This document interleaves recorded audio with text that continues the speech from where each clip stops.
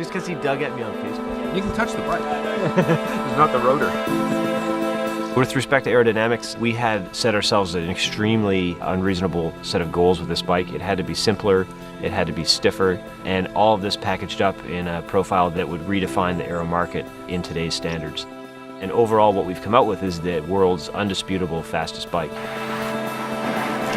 With a combination of all the changes we've made in feature and cord, we've ended up with almost 45 grams of drag reduction, which is 5.5 watts. We've spent a lot of time on what we call Zone 1A and 1B, which is the handlebar assembly area and the down-to-wheel fork area.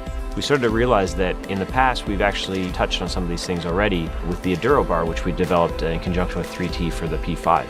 So the bar started with making sure the bike included solutions for internal routing, and then once we were there, we realized we could use some of the same manipulations we use with the Enduro bar to get the aero benefits. So by combining previous experience as well as knowledge of how that airflow affects the rider, we're able to get gains that no one else in the industry has been able to see. We don't build anything unless there's a reason.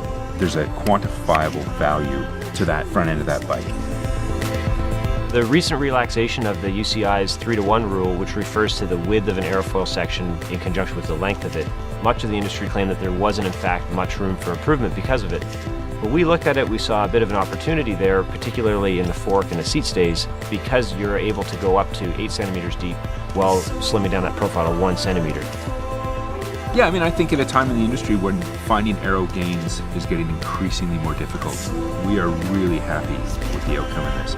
I have personally placed that bike in a wind tunnel again and again at 3 different facilities and consistently seen results that range from greater than 6 watts faster to not less than 4 watts faster than our own previous absolutely benchmark aero road bike.